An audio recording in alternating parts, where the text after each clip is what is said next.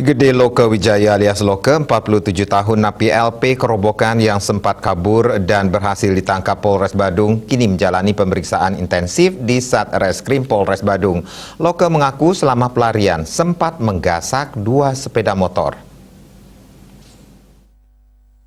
Kasiumas Polres Badung Ibtu Ketut Sudana mengungkapkan polisi mendalami pengakuan pelaku selama pelariannya setelah kabur dari lapas. Ternyata selama jadi buronan, pelaku menggasak 2 sepeda motor. Saat diperiksa, pelaku mengaku pada Sabtu 2 Oktober pukul 18.30 WITA melarikan diri dari Lapas Kerobokan Badung dengan cara meloncat tembok sebelah pintu darurat.